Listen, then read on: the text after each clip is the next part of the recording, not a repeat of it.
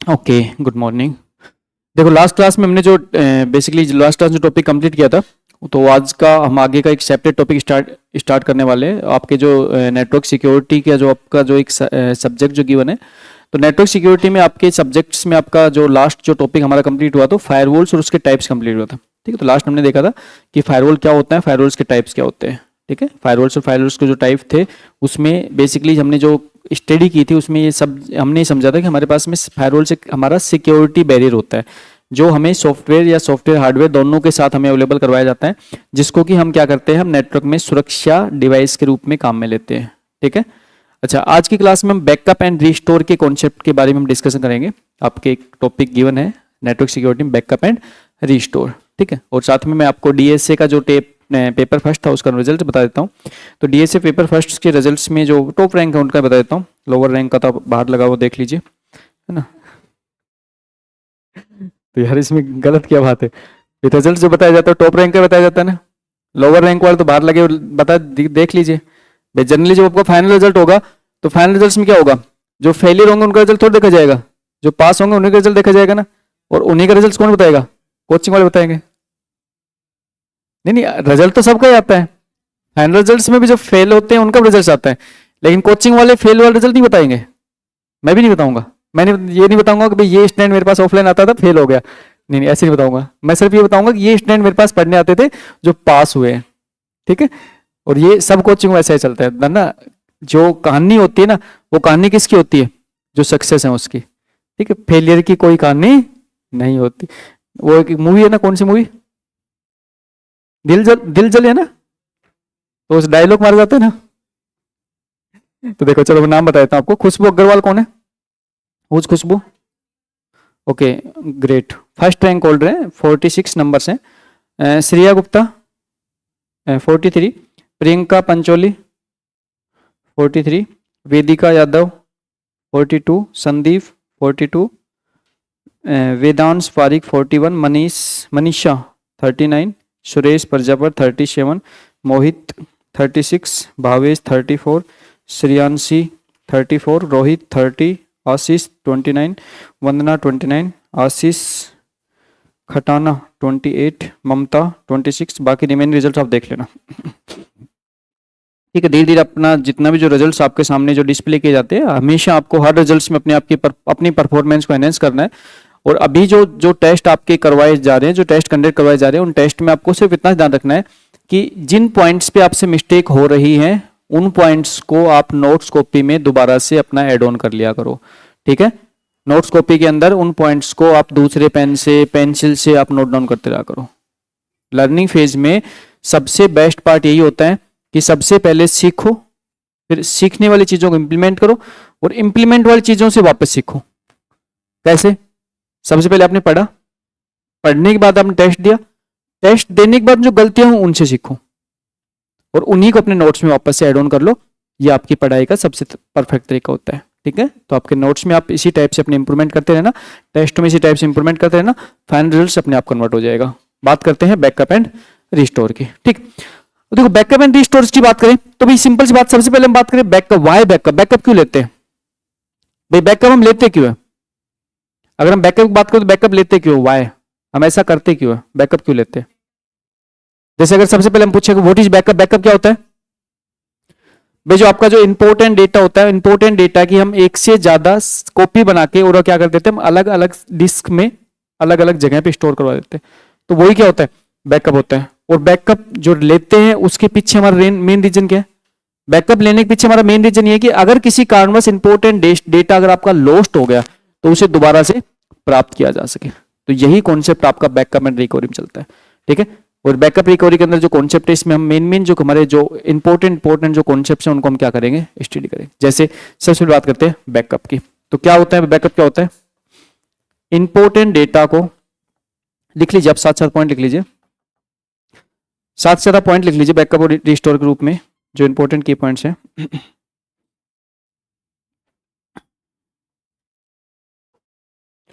Important data की, important data की एक से ज्यादा इंपॉर्टेंट डेटा की एक से ज्यादा कॉपी क्रिएट करना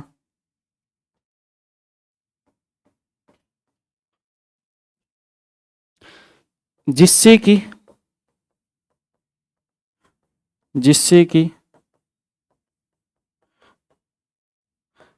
एक्सीडेंटल डेटा के केस में उसे वापस प्राप्त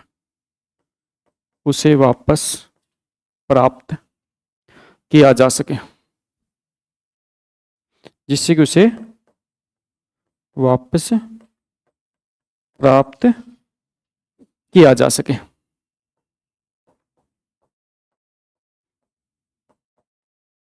तो आप बैकअप इसलिए लेते हो कि किसी कारणवश अगर आपका डेटा एक्सीडेंटली किसी कारणवश आपका लॉस्ट हो जाता है, तो एक्सीडेंटली लॉस्ट के केस में आपका डेटा एक्सीडेंटली लॉस्ट के केस में आप क्या कर सको, डेटा को प्राप्त कर सको। ठीक है, इस कारणवश क्या लेते हो आप, बैकअप लेते हो। तो हम बात कर रहे हैं कि हमारे पास में एक्सीडेंटल जो लॉस्ट का केस होता है, उस एक्सीडेंटल लॉस्ट के केस में डेटा को दोबारा से प्राप्त कर सके, इस कारण डेटा क्या लेते हैं, बैकअप लेते हैं ना। बैकअप जो लेते हैं जनरली, जैसे आज के दिन अगर हम नॉर्मल हमारे केस बात करें, तो हमारे केस में हम बैकअप किस टाइप से लेते हैं भाई। जैसे मान चलो आपके पास में आपका मोबाइल फोन है, उस मोबाइल फोन में आपका जो इंपॉर्टेंट डेटा है, उस इंपॉर्टेंट डेटा को आप कर दो बैकअप लेते हो, तो आप जनरली किस रूप में बैकअप लेते हो भाई, सिंपल सी बात है, आप पेन ड्राइव बैकअप ले लेते हो, या फिर आप क्या करते हो, या फिर आप जैसे आपके पास फोटोज है तो गूगल फोटोज पे आप फोटो क्या कर देते हो, वहां पे अपलोड करवा देते हो। ठीक है, तो ये क्या है, ये आपका बैकअप लेने के तरीके हैं, जिससे होगा क्या कि किसी कारणवश मान चलो आपका मोबाइल गुम हो जाए, मोबाइल टूट जाए, किसी भी कारणों से आपका डेटा अगर लॉस्ट हो जाए आपसे, तो फिर आप उस डेटा क्या कर सको, वापस प्राप्त कर सको। तो यही आपका कॉन्सेप्ट किस में चलता है, बैकअप एंड रिस्टोर में चलता है। अच्छा, रिस्टोर के अंदर हम क्या करते हैं, एक्सीडेंटल केस में लॉस्ट डेटा को वापस से प्राप्त करते हैं बैकअप फाइल से। ठीक है, तो अगर रिस्टोर की बात करें तो रिस्टोर मतलब क्या होगा,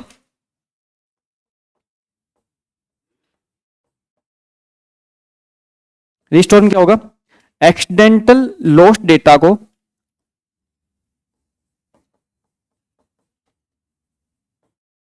एक्सीडेंटल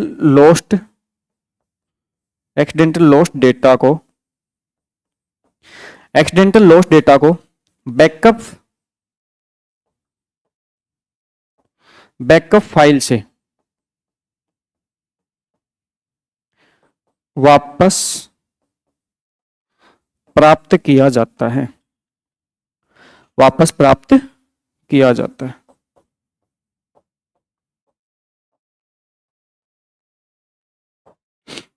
अब देखो रिस्टोर करते हो, रिस्टोर करने का भी एक पूरा क्या तो प्रोसेस होता है। अब रिस्टोर्स के रूप में जब भी आप बैकअप से रिस्टोर करोगे, तो उसमें डिपेंड करता है कि बैकअप आपने किस टाइप से लिया हुआ है, उसी टाइप से फिर आपका रिस्टोर काम करता है। ठीक है, तो बैकअप और रिस्टोर क्या एक दूसरे पे इंटरडिपेंडेंट है, जिस टाइप से आपने बैकअप लिया हुआ है उसी टाइप से आपका क्या होगा, रिस्टोर होगा डेटा। ठीक, अच्छा, अब यहाँ पे जो बैकअप और रिस्टोर कॉन्सेप्ट है, इसको हम एक बार डेटाबेस से समझना स्टार्ट करते हैं, और डेटाबेस से समझते हुए हम इस कॉन्सेप्ट को हम क्या करते हैं, फिर आगे की सारी कॉन्सेप्ट पे बात करते हैं। ठीक, जैसे अगर बैकअप की बात करें, तो बैकअप के रूप में हम बैकअप जो लेते हैं, उस बैकअप के रूप में हम जनरली हम क्या करते हैं, फुल बैकअप से बात करते हैं, इंक्रीमेंटल बैकअप बात करते हैं, या फिर बात करते हैं क्या, डिफरेंशियल बैकअप बात करते हैं। ठीक, तो फुल बैकअप होगा, इंक्रीमेंटल बैकअप होगा, डिफरेंशियल बैकअप होगा। बैकअप लेने के जो मोड होते हैं, उस मोड्स के रूप में बात करते हैं, कोल्ड बैकअप बात करते हैं, हॉट बैकअप बात करते हैं, वार्म बैकअप बात करते हैं। तो ये सारे कॉन्सेप्ट हम स्टडी करेंगे, लेकिन इससे पहले हम बात करेंगे कि एक बार हमारे जो डेटाबेस के अंदर जो हम जो बैकअप्स के रूप में जो काम करते हैं, या फिर डेटाबेस में जो भी हम ऑपरेशन परफॉर्म करते हैं, उस टाइम पे हम किस टाइप से कैसे ऑपरेशन परफॉर्म करते हैं, और हम बैकअप्स के रूप में किन किन टाइप से किन किन पार्ट्स पे और किन किन फाइलों पे ध्यान देते हैं। ठीक, तो हम बात करते हैं सबसे पहले कि मान के चलो हमारे पास में एक कोई पर्टिकुलर डेटाबेस है। ठीक, अब ये जो पर्टिकुलर हमारा डेटाबेस है, इस डेटाबेस में आपका जो डेटा होगा वो कहां पे होगा भाई, डेटाबेस में आपका जो डेटा होगा वो किस में होगा भाई, यहां पे क्या होगा, डेटाबेस फाइल होगी। कौन सी फाइल होगी, डेटाबेस फाइल होगी। इस डेटाबेस फाइल्स में क्या होगा, आपका डेटा होगा। ठीक, अब देखो, जब भी डेटाबेस फाइल्स में मौजूद डेटा पे कोई भी आप ऑपरेशन परफॉर्म करते हो, ना कोई भी आप ऑपरेशन परफॉर्म करते हो, तो हमें पता है कि डेटाबेस पे जब भी हम कोई भी ऑपरेशन परफॉर्म करते हैं, तो उस ऑपरेशन को परफॉर्म करने के लिए हमें डेटा कहां पे लेके आना होता है, सबसे पहले हमें डेटा प्राइमरी मेमोरी में लेके आना होता है। ये पॉइंट्स तो आपने ऑपरेटिंग सिस्टम्स के अंदर भी सीख लिए होंगे, जिन स्टूडेंट ने ऑपरेटिंग सिस्टम पढ़ लिया, जो नहीं पढ़ा वो धीरे धीरे करके इन ऑपरेटिंग सिस्टम्स के कॉन्सेप्ट को भी सीखेंगे। ठीक, जब भी हम कंप्यूटर्स के अंदर किसी भी पर्टिकुलर ऑपरेशन को परफॉर्म करते हैं तो ऑपरेशन को परफॉर्म करते समय हमें डेटा प्राइमरी मेमोरी में चाहिए होता है। कहाँ चाहिए होता है? प्राइमरी मेमोरी में डेटा में चाहिए होता है। तो यहाँ पे मान के चलो हमें कोई भी एक ऑपरेशन, सिंपल सी बात है, ऑपरेशन की बात करते हैं कि हमें करना क्या है। हमारे पास में एक अकाउंट ए है, एक अकाउंट ए है। इस अकाउंट ए में मान चलो हमारे पास में कुछ मनी है। इस मनी को हम क्या करेंगे? अकाउंट ए से अकाउंट बी में ट्रांसफर करेंगे। अकाउंट ए से अकाउंट बी में क्या करेंगे? ट्रांसफर करेंगे। और इस मनी को जो अकाउंट ए से अकाउंट बी में ट्रांसफर करेंगे तो उस टाइम पे हम कौन कौन से ऑपरेशन परफॉर्म करेंगे? उन सभी ऑपरेशन हम यहाँ पे क्या करेंगे? काम करेंगे। ठीक, तो मैं इस पर्टिकुलर कॉन्सेप्ट को डेटाबेस से भी रिलेट करूंगा और डेटाबेस से रिलेट करके इस कॉन्सेप्ट के बेस पे कुछ इंपॉर्टेंट की टर्म्स होते हैं जिन पे क्वेश्चंस बनते हैं वो भी मैं आपको पुट करूंगा। ठीक, अब यहाँ पे पॉइंट आता है कि सबसे पहले जब आपकी डीबी फाइल से आपको डेटा रीड करना होता है, डेटा आपका कहाँ पे आता है? प्राइमरी मेमोरी में आता है। किस में आता है? प्राइमरी मेमोरी में। अब देखो डेटा जब आपका प्राइमरी मेमोरी में आता है तो प्राइमरी मेमोरी में डेटा आने के बाद में यहाँ पे जो डेटा मौजूद होता है वो डेटा आपका टेम्परेरी फॉर्म में मौजूद होता है। आपने यहाँ पे आप जो भी यहाँ पे टास्क परफॉर्म करोगे, जैसे मान चलो हमें अकाउंट ए से अकाउंट बी में हमें डेटा ट्रांसफर करना है, तो इसके लिए जो ऑपरेशन होते हैं, ऑपरेशन रूप में सबसे पहले जैसे हमने क्या किया? अकाउंट ए को क्या किया? रीड किया। फिर हमने क्या किया? अकाउंट ए में से हमने क्या किया? रुपए को माइनस किया। फिर हमने क्या किया? अकाउंट ए को हमने क्या कर दिया? राइट कर दिया। अकाउंट ए को हम क्या कर दिया? राइट कर दिया। फिर हमने नेक्स्ट क्या कर दिया? अकाउंट जो बी था, अकाउंट जो बी था उस अकाउंट बी को हमने क्या किया? रीड किया। फिर हम नेक्स्ट काम किया, नेक्स्ट काम क्या किया कि अकाउंट जो बी था उस अकाउंट बी में हमने मनी क्या कर दिया? ऐड कर दिया। और अकाउंट बी मनी को ऐड करने के बाद हमने नेक्स्ट काम क्या किया? अकाउंट बी को हमने क्या कर दिया? राइट कर दिया। अब आप कहोगे सर क्या बेहुद्दे से क्वेश्चन लिखने लग गए आप, ये क्या लिखने लग गए? दाना ये सारी चीजें किसकी है? डीबीएमएस की है। तो निश्चिंत रहो, डीबीएमएस पढ़ोगे जब सब समझ में आ जाएगा ना। निश्चिंत रहो, डीबीएमएस पढ़ोगे जब सब समझ में आ जाएगा। अभी सिर्फ आपको इतना सा समझना है कि यहाँ पे मैं जो काम करने वाला हूं वो काम इतने सारे ऑपरेशंस के रूप में परफॉर्म होता है। मुझे सिर्फ इतना सा करना है, अकाउंट ए से अकाउंट बी के बीच मनी का ट्रांसफर करना है। यहाँ पे मुझे क्या करना है? अकाउंट ए से अकाउंट बी के बीच मुझे रुपए का लेन देन करना है। और जो अकाउंट ए से अकाउंट बी के बीच रुपए का लेन देन करते हो ना, तो उसमें इंटरनली आपके इतने सारे काम होते हैं। इंटरनली क्या होते हैं? इतने सारे काम होते हैं। और इंटरनली जो इतने सारे काम होते हैं इनको हम डेप्थ लेवल तक जब समझते हैं वो समझते हैं डेटाबेस के अंदर, डीबीएमएस के अंदर। और डीबीएमएस आपको मैं ही पढ़ाऊंगा, निश्चिंत रहो, डीबीएमएस में सारी चीजें बहुत अच्छे से क्लियर हो जाएंगी। ठीक, अब यहाँ पे पॉइंट आता है कि जब भी आप यहाँ पे कोई भी ऑपरेशन परफॉर्म कर रहे हो तो ऑपरेशन परफॉर्म करते समय आपके सारे के सारे ऑपरेशन जो परफॉर्म करने वाला होता है वो कौन होता है? सारे से ऑपरेशन परफॉर्म करने वाला कौन होता है? सीपीयू। भाई सिंपल सी बात है, जितने भी आप ऑपरेशन परफॉर्म कर रहे हो वो सभी ऑपरेशन आपका कौन परफॉर्म कर देगा? सीपीयू। अब जब सीपीयू के पास ऑपरेशन परफॉर्म करने के लिए जाते हो तो सीपीयू से जितने ऑपरेशन परफॉर्म हो रहे हैं उस टाइम पे आप डेटा को किस प्लेस पे अपडेट करते हो, उसके बेस पे हम दो टाइप के अपडेट की बात करते हैं। एक तो हमारा होता है इमीडिएट अपडेट, एक होता है डेफर्ड अपडेट। एक तो होता है इमीडिएट अपडेट, एक डेफर्ड अपडेट। अगर यहां पे आपने इमीडिएट अपडेट किया हुआ है ना, यहां पे पॉइंट समझना, अच्छा पॉइंट है। अगर यहां पे आपने इमीडिएट अपडेट किया हुआ है, इमीडिएट अपडेट,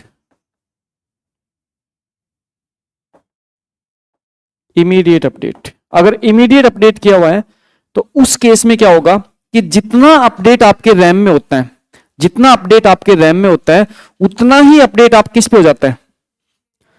उतना ही अपडेट आपके सेकेंडरी मेमोरी में हो जाता है।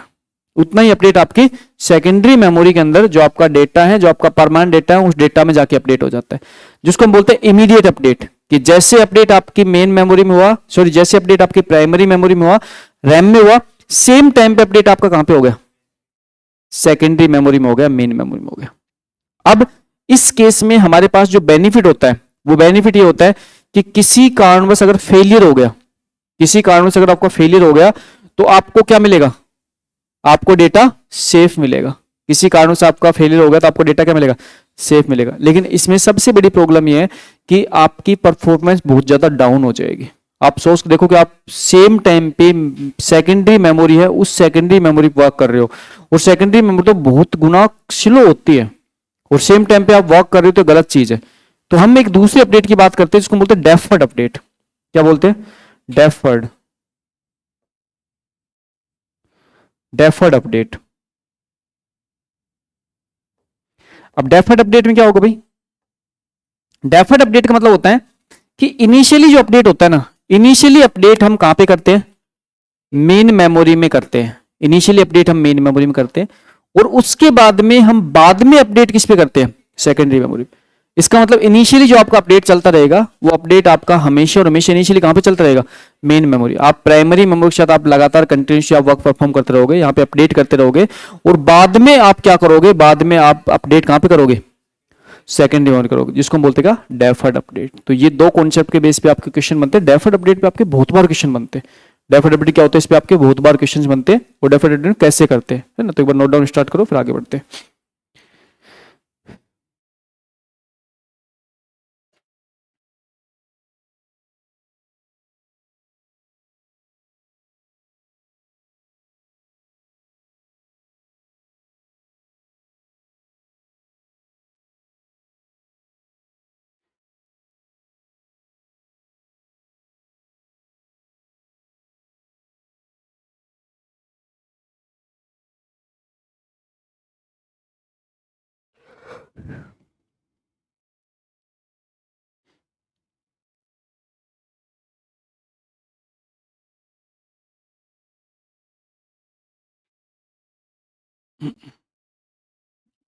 भैया आपके सब्जेक्ट अभी रनिंग में चल रहे हैं तो आप निश्चिंत रहो, सारे सब्जेक्ट पढ़ाए जाएंगे आपको। आपके जितने भी सब्जेक्ट आपके हैं वो सभी सब्जेक्ट पढ़ाए जाएंगे। अभी सब्जेक्ट आपके रनिंग में चल रहे हैं, बैच आपका रनिंग चल रहा है, तो आपको सारी चीज़ें क्लियर करवाई जाएंगी, सब पढ़ाया जाएगा।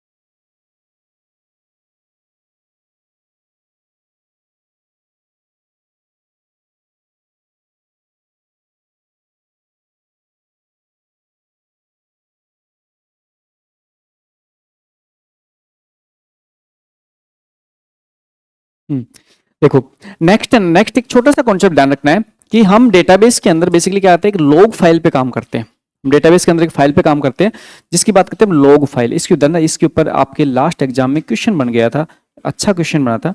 और लॉग फाइल भी बहुत सारे टाइप की होती है, सारे टाइप्स की लॉग फाइल तो हम सेपरेट सेपरेट डेटाबेस में पढ़ेंगे, लेकिन यहाँ पे हमारे पास में जो इंपॉर्टेंट कॉन्सेप्ट है उसको हम समझेंगे लॉग फाइल के टाइप से। देखो, लॉग फाइल का मतलब होता है डेटाबेस के अंदर आप जो काम कर रहे हो ना, जैसे ये जो आपने काम किया है, ये ध्यान रखना, जितने भी आपके ऑपरेशन आपके सामने दिख रहे हैं ना, ये सारे के सारे ऑपरेशंस के अंदर जो काम हुआ है वो काम क्या हुआ है, अकाउंट ए से अकाउंट बी में मनी का ट्रांसफर।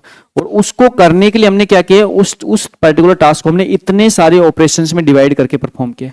अब यहाँ पे पॉइंट आता है कि सारे के सारे ऑपरेशन जो आप डिवाइड करके परफॉर्म कर रहे हो ना, ये सारे ऑपरेशन जो आपके मेंटेन होते हैं वो आपके लॉग फाइल में जाके होते हैं। किसमें जाके मेंटेन होते हैं, लॉग फाइल में जाके। उधर ना इन लॉग फाइल के अपडेट के बेस पर ही हम डेटाबेस को कंसिस्टेंट स्टेट में रखते हैं। डेटाबेस को कंसिस्टेंट स्टेट में रखते हैं, इसका मतलब समझते क्या होता है।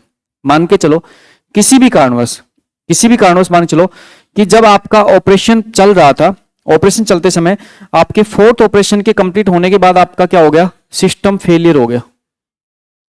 सिस्टम क्या हो गया, फेलियर हो गया। अब सिस्टम फेलियर हो गया फोर्थ ऑपरेशन के बाद, तो आपके अकाउंट ए में से तो आपकी मनी क्या हो गई, कट गई, लेकिन अकाउंट बी में मनी नहीं पहुंची। तो आपको क्या करना पड़ेगा,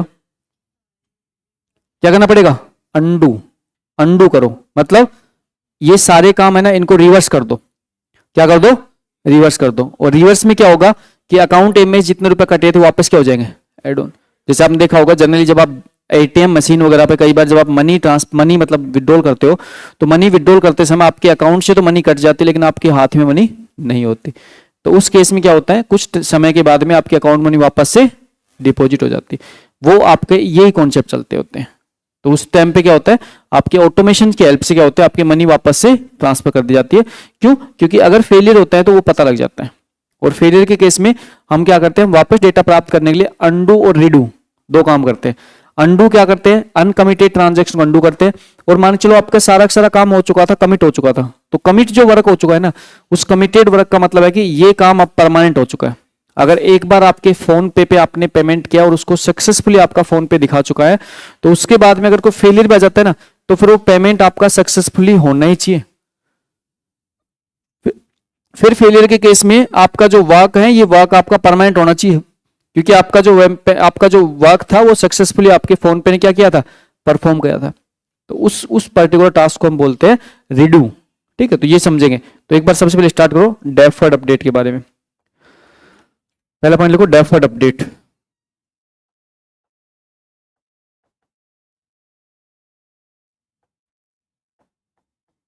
क्या होता है डेफर्ड अपडेट, क्या होता है?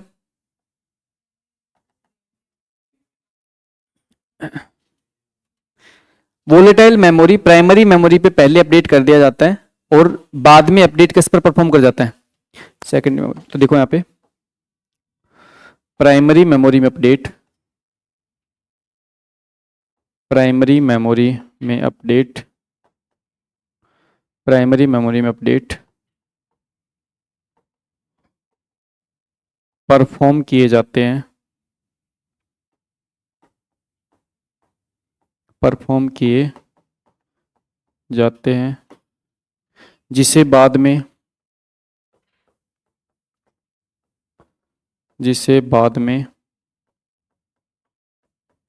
डिस्क पर अपडेट करवाया जाता है। बताना इसका बेनिफिट ये होता है कि क्या होता है, फास्ट होता है। बेनिफिट तो इसका क्या होता है, फास्ट ऑपरेशन परफॉर्म होते हैं, लेकिन यहां पे इसका डिसएडवांटेज क्या होता है कि डेटाबेस इनकंसिस्टेंट स्टेट में जा सकता है। तो इधर ना इसका एडवांटेज क्या हो गया, फास्ट, फास्ट परफॉर्म। ठीक है, ये तो इसका एडवांटेज हो गया। डिसएडवांटेज क्या हो गया इसका, डिसएडवांटेज क्या हो गया, क्या हो गया, inconsistent database, inconsistent.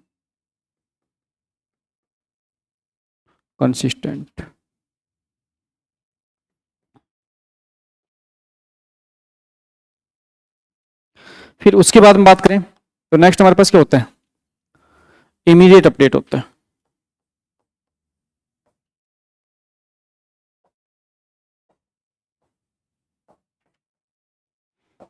Immediate update का मतलब क्या होगा भाई, प्राइमरी मेमोरी में अपडेट के साथ साथ उसे डिस्क पर भी परफॉर्म करवाया जाता है। तो लिखो यहां पे प्राइमरी मेमोरी में अपडेट के साथ साथ, प्राइमरी मेमोरी में अपडेट के साथ साथ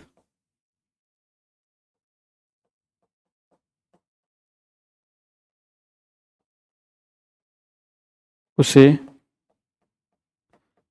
डिस्क, डिस्क मतलब क्या, सेकेंडरी मेमोरी, उसे डिस्क पर भी परफॉर्म करवाया, जैसे जैसे अपडेट प्राइमरी मेमोरी चल रहा है, सेम टाइम अपडेट कहां पे चल रहा है, डिस्क में चल रहा है, सेकेंडरी मेमोरी चल रहा है। ठीक है, इसका एडवांटेज क्या हो जाएगा भाई,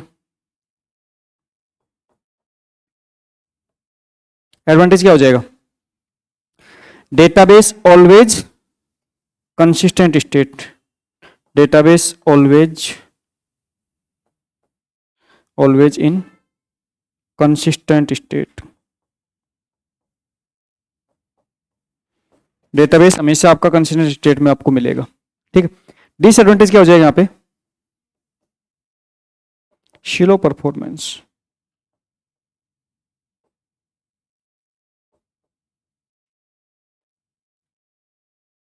परफॉर्मेंस आपकी काफी गुना स्लो हो जाएगी, क्योंकि आप डेटाबेस को क्या कर रहे हो, आप सेम टाइम पे अपडेट करवा रहे हो, जो कि रॉन्ग कंसेप्ट होता है। इस टाइप से आप नहीं करवा सकते, क्योंकि इससे बहुत ज्यादा स्लो परफॉर्मेंस हो जाती है। ठीक, और देखो फेलियर के केस में हम क्या करते हैं, हम यहाँ पे रिकवरी करते हैं। तो रिकवरी बेसिकली दो टाइप से करते हैं, एक तो करते हैं रिड्यू से, एक करते हैं अंडू से। एक तो रिड्यू से रिकवरी करते हैं, अंडू से रिकवरी करते हैं, है ना। देखो हम फेलियर केस में देखो रिकवरी हमारे पास में दो दो टाइप चलती है। तो एक तो आपको ध्यान रखना है, एक तो होता है आपका रिड्यू। तो देखो रिड्यू ऑपरेशंस का मतलब होता है कि आप एक तो रिड्यू और एक क्या करते हो, आप अंडू करते हो, अंडू करते हो। तो जितनी भी आपकी अनकमिटेड ट्रांजेक्शन होती है, अनकमिटेड ट्रांजेक्शन्स के डेटा को क्या किया जाता है, अंडू किया जाता है, और कमिटेड ट्रांजेक्शन डेटा को रिड्यू किया जाता है। ठीक है, तो एक पॉइंट छोटे छोटे पॉइंट देख लो इसमें। अनकमिटेड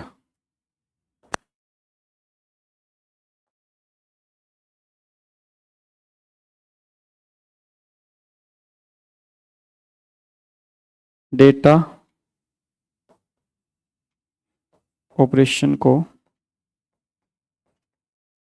अंडू किया जाता है।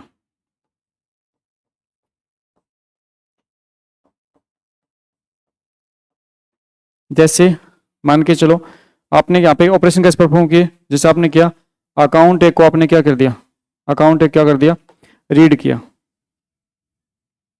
ठीक है, सेकंड आपने क्या कर दिया, अकाउंट ए में से आपने क्या कर दिया, कुछ मनी को क्या कर दिया, कम कर दिया, और साथ में क्या कर दिया यहाँ पे राइट, अकाउंट एक क्या कर दिया, राइट कर दिया। अब मान चलो यहाँ पे क्या होगा, यहाँ पे मान चलो क्या होगा, फेलियर हो गया। इस केस पे क्या हो गया, अगले अगले केस में क्या हो गया, फेलियर हो गया। तो अगर ये फेलियर अगर हो जाता है तो हमने जितना भी काम किया है इसको हम क्या कर देते हैं, हम रिवर्ट कर देते हैं, रिवर्ट कर देते हैं। और डन काम को रिवर्ट करने का मतलब है कि यहाँ पे क्या करोगे, यहाँ पे अकाउंट एम में वापस क्या कर दोगे, 5000 एड ऑन कर दोगे, अकाउंट एम वापस से 5000 एड ऑन कर दोगे। इसको बोलते हैं रिवर्ट करना। और रिवर्ट हम कैसे करते हैं, रिवर्ट करते हैं हम अंडू से, है ना। अनकमिटेड ट्रांजेक्शन, इसके अंदर कभी भी आपके कमिट नहीं आएगा। यहाँ पे आपका कमिट नहीं हुआ है, कमिट नहीं हुआ है तब तक हम क्या कर रहे हैं, अंडू कर रहे हैं। और अगर आपके कमिट हो चुका है तो हम क्या करते हैं, रिड्यू करते हैं। तो मतलब कमिटेड कमिटेड डेटा को डेटा को प्राप्त करने के लिए, कमिटेड डेटा को प्राप्त करने के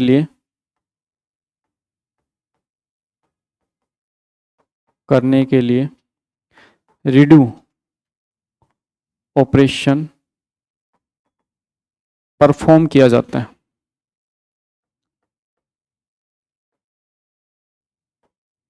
परफॉर्म किया जाता है। तो भी सिंपल सी बात है, कमिटेड डेटा को अगर आपको दोबारा से प्राप्त करना है तो ये कमिटेड डेटा प्राप्त करने का मतलब क्या हो जाएगा, जैसे मान चलो आपने क्या किया, आपने अकाउंट एक को क्या कर दिया, अकाउंट एक को आपने रीड कर दिया। फिर आपने सेकंड का क्या काम किया, अकाउंट ए में से आपने क्या कर दिया, कुछ मनी को। थर्ड आपने क्या किया, थर्ड आपने अकाउंट जो इसको क्या कर दिया, राइट कर दिया, अकाउंट एक राइट कर दिया। और मान चलो अगला ही ऑपरेशन, मान चलो यहाँ पे क्या कमिट है, कमिट हो गया। तो अगर आपके डेटा कमिट हो जाता है एक बार, तो कमिट का मतलब होता है कि जो आपने काम किया है ना, ये काम अब परमानेंट के लिए होगा। ये काम क्या होगा, परमानेंट के लिए होगा। तो अगर आपने कमिट कर दिया और उसके बाद में अगर किसी टाइप का कोई फेलियर अगर हो गया ना, तो फेलियर अगर होने का मतलब है कि डेटाबेस के अंदर जो पहले जो आपके रुपए थे वो सेम रुपए आपके पास रह गए और आपके रुपए यहाँ पे कम नहीं हुए, जबकि रुपए कम होने चाहिए क्योंकि वर्क पूरा हो चुका। और कमिट का मतलब होता है काम कंप्लीट हो चुका है। डेटाबेस के अंदर इन चीजों को बहुत डेप्थ तक समझते हैं, कमिट क्या होता है, इन चीज को बहुत अच्छे से समझते हैं डेटाबेस में। इन चीजों को डेप्थ तक समझेंगे उसमें और क्लियर होगा आपका। बट अभी आपके जो टॉपिक है उसके अकॉर्डिंग यहाँ पे चल रहे हैं। तो हमारा क्या होगा, ये सभी देना, इसको तो हमने क्या कहते हैं, रिवर्ट किया था, और इसको हम क्या करेंगे, रीपरफॉर्म करेंगे, रीपरफॉर्म दोबारा से करेंगे इस काम को। इस काम क्या करते हैं, हम रीपरफॉर्म करते हैं।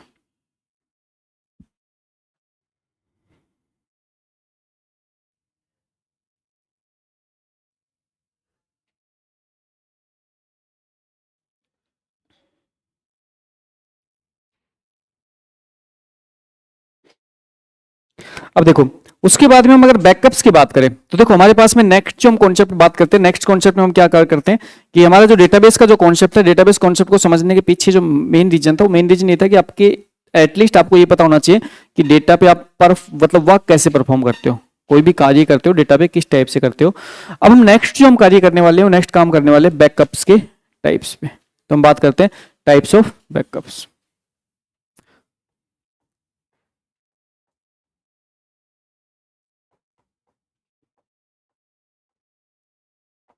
Types of backups.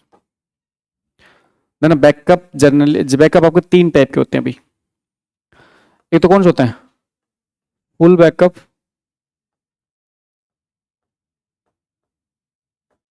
फिर आपका नेक्स्ट होता है incremental backup,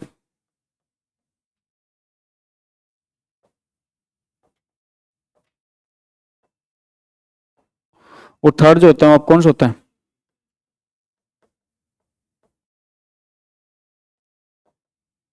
differential backup. 3 type का बैकअप होते हैं, फुल बैकअप, इंक्रीमेंटल बैकअप और डिफरेंशियल बैकअप।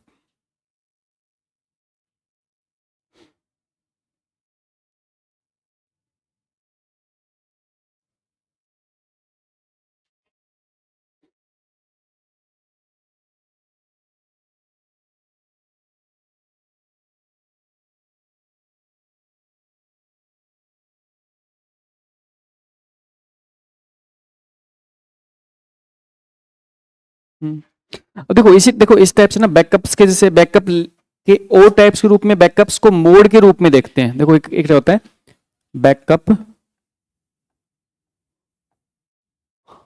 बैकअप मोड, और ये बैकअप मोड का क्या है, एक टाइप से, ठीक।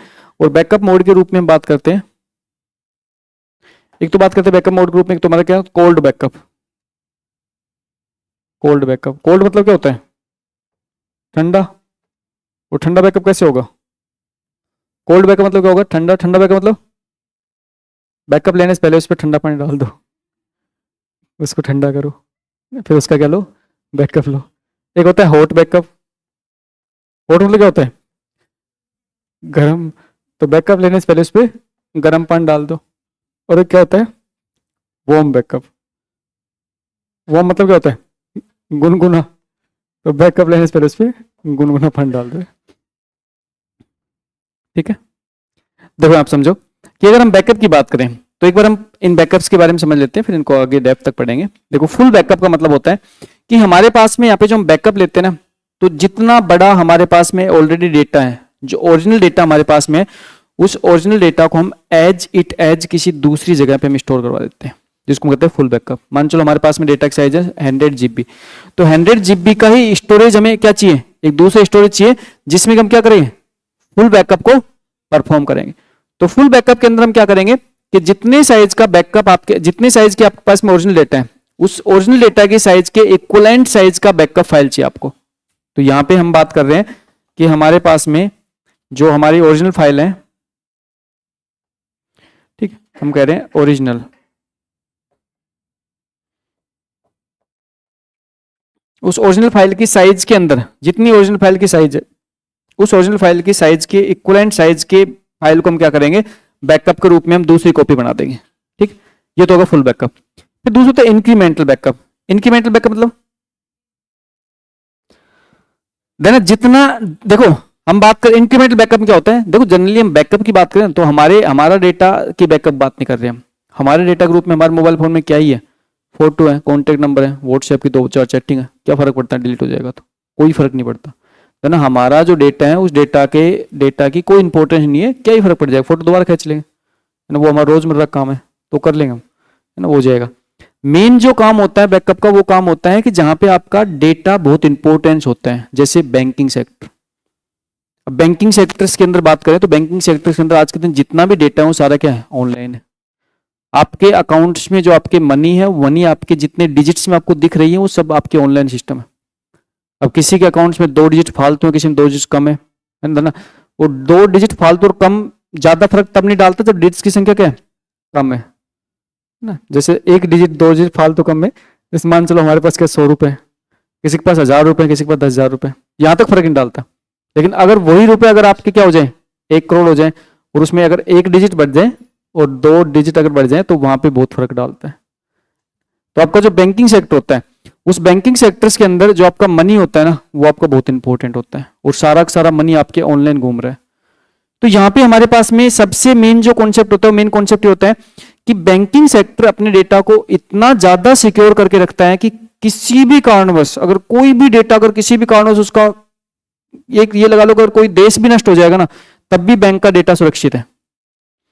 क्योंकि बैंकिंग का डेटा होता है ना वो बैकअप जब लेते हैं वो बैकअप एक पर्टिकुलर देश में नहीं लेते, वो बैकअप की फाइलों क्या करते हैं डिस्ट्रीब्यूटेड एनवायरनमेंट में अलग अलग लोकेशंस पे स्टोर करवा देते हैं। भाई पता नहीं किसी देश की सनक जाए और किसी देश को बम डाल दे खत्म हो जाए देश, जैसे अभी यूक्रेन वगैरह में युद्ध चल रहा था तो क्या विश्वास भाई हो जाए खत्म, कोई विश्वास थोड़ी है कब किसकी सनक जाए कब कोई बम डाल दे नहीं पता। तो फिर बैंकिंग सेक्टर्स में जो डेटाबेस के ऊपर जो काम किया जाता है ना वो डेटाबेस पे काम इसी टाइप से किया जाता है कि बैंकिंग क्या करता है कि डेटा जब बैकअप लेता है तो बैकअप लेते समय क्या करता है वो डिफरेंट डिफरेंट ज्योग्राफिकल एरिया में वो डेटा की बैकअप फाइल को स्टोर करवा देते हैं। अब उस टाइम पे बैकअप फाइल स्टोर करवाते समय अगर बैंक का डेटाबेस पूरा का पूरा डेटाबेस को बैकअप लिया गया तो वो तो आ गया फुल बैकअप। अब बैंकिंग डेटाबेस के अंदर भाई आपके पर डे पर मिनट आपके डेटा अपडेट रहते थे भाई आपके अकाउंट में आज के दिन जो रुपए हैं वो शाम तक थोड़ी बचेंगे, आप चाय भी पियोगे आप इधर उधर जाओगे 10 बीट ट्रांसफर कर दोगे, तो जो चेंज होता है वो चेंज होने के बाद भी क्या होता है बैंक का डेटाबेस क्या हो गया चेंज हो गया। तो मान के चलो कि बैंक आज मान के चलो मंडे है, मंडे के दिन बैंक के पास में जो डेटा है क्या सेम डेटा ट्यूसडे के दिन मिलेगा नहीं मिलेगा, मंडे के दिन जो डेटा है वो सेम डेटा ट्यूसडे के दिन नहीं मिलेगा। तो फिर हम क्या करेंगे मंडे से ट्यूसडे के बीच में जो चेंज हुआ है उस चेंज के डेटा बैकअप ले लेंगे, फिर ट्यूसडे से वेडनेसडे के बीच में जो चेंज हुआ है उस चेंज के डेटा बैकअप ले लेंगे, फिर वेडनेसडे थर्सडे के बीच जो चेंज हुआ है उस चेंज के डेटा बैकअप ले लेंगे। तो इसको हम बोलते हैं क्या इंक्रीमेंटल बैकअप, मतलब जो चेंज हो रहा है उस चेंज के डेटा का बैकअप हम लेते रहते हैं इंक्रीमेंटल बैकअप में। अच्छा इंक्रीमेंटल बैकअप में क्या होता है जितनी आप बैकअप फाइल बनाते हो ना वो सारी बैकअप फाइल आपकी अलग अलग होती है। अब मान के चलो कि एक सप्ताह बाद किसी कारण से एक्सीडेंटल डेटा क्या हो गया आपका लॉस्ट हो गया, तो आपको उन सभी बैकअप फाइल को आपको काम में लेना पड़ेगा जो आपने अलग अलग डेटा के रूप में आपने बैकअप फाइल बनाई थी। किसमें इंक्रीमेंटल में। यहाँ पे इंक्रीमेंटल बैकअप लेते समय जो आपकी बैकअप फाइल बनती है उसकी साइज तो बहुत कम बनती है, क्यों क्योंकि सिर्फ डिफरेंस डेटा का बैकअप लिया जाता है। लेकिन अगर किसी कारणों से आपका डेटा अगर एक्सीडेंटल लॉस्ट हो गया तो रीस्टोर करते समय जो टाइम लगता है वो सब ज्यादा लगता है। फिर दूसरा होता है डिफरेंशियल बैकअप।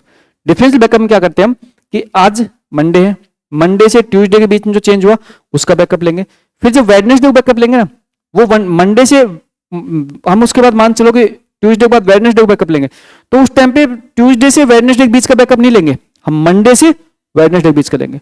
फिर जब थर्सडे को लेंगे तो मंडे से थर्सडे, फ्राइडे को लेंगे मंडे से फ्राइडे, सैटरडे को लेंगे मंडे से सैटरडे, और वापस से संडे को लेंगे मंडे से संडे। तो अगर आपके किसी कारण से अगर आपकी फाइल लॉस्ट होगी तो आपको लास्ट की एक फाइल की रिक्वायरमेंट होगी, किसके लिए रिस्टोर के लिए। इस टाइप से यहाँ पे हम 3 टाइप के बैकअप के बारे में बात करेंगे, समझेंगे पढ़ेंगे निश्चित रहो। फिर उसके बाद हमारे पास क्या होता है बैकअप्स के मोड होते हैं। अब भाई डिपेंड करता है कि आप बैकअप्स कैसे ले रहे हो। जैसे बैंकिंग सेक्टर बात करें तो बैंकिंग सेक्टर्स के अंदर से बैकअप लिया जाता है उस टाइम पे बैंकिंग सेक्टर तो 24/7 आवर वर्क करता है। बैंक का डेटाबेस तो आपके 24 घंटे चलता है, तो फिर बैकअप कब निकालोगे वहां से। तो यहां पे डिपेंड करता है कि आप बैकअप निकालते समय आपने किस टाइप से कौन सी एक्टिविटी की है। अगर मान के चलो कि आपको किसी डेटाबेस से बैकअप निकालना है तो उस टाइम पे आपने क्या किया, उस डेटाबेस के साथ जितने भी यूजर कनेक्ट है ना उनकी कनेक्टिविटी आपने ब्रेक की। आप डेटाबेस में कोई भी यूजर कनेक्टिविटी नहीं रख सकता, मतलब डेटाबेस पे अब आगे कोई भी कार्य नहीं होगा जब तक कि आपका बैकअप कंप्लीट नहीं हो जाए। उस बैकअप बोलते हैं कोल्ड बैकअप। क्या बोलते हैं कोल्ड बैकअप, कि हमने डेटाबेस के साथ सभी यूजर की कनेक्टिविटी को ब्रेक कर दिया और उसके बाद में हमने बैकअप परफॉर्म किया है। और कोल्ड बैकअप के केस में डेटाबेस हमेशा कंसिस्टेंट बना रहता है। क्यों, क्योंकि यूजर एक्टिविटी परफॉर्म कर ही नहीं पाएंगे और डेटाबेस में कोई चेंज नहीं हो पाएगा, तो जो आप बैकअप ले रहे हो कंसिस्टेंट बैकअप है। दूसरा बैकअप होता है हॉट बैकअप। हॉट बैकअप मतलब होता है कि आप बैकअप उस टाइम पे ले रहे हो जिस टाइम पे यूजर कनेक्टेड है और यूजर कनेक्ट होने के साथ साथ यूजर वर्क परफॉर्म कर रहे हैं। आपका बैकअप भी चल रहा है, डेटाबेस का बैकअप लिया जा रहा है और सेम टाइम पे यूजर डेटाबेस से कनेक्ट होकर और अपना कार्य कर रहे हैं। अगर ऐसा बैकअप आप कर रहे हो तो उसको बोलते हैं हॉट बैकअप। रनिंग डेटाबेस के साथ आप बैकअप परफॉर्म कर रहे हो। और एक होता है कौन सा वार्म बैकअप। वार्म बैकअप मतलब यूजर की कनेक्टिविटी है लेकिन क्या पार्शियली कनेक्टिविटी है, यूजर सिर्फ डेटा को रीड कर सकता है, राइट नहीं कर सकता। उस टाइम पे अगर आप डेटाबेस से बैकअप निकाल रहे हो तो उसको बोलते हैं वॉर्म बैकअप। तो इस टाइप से सारे आपके बैकअप्स के मोड, बैकअप टाइप से कल की क्लास में इनको हम धीरे धीरे करके डेप्थ तक पढ़ेंगे। कल की क्लास सारा समझ लेंगे। Okay, thank you, take care.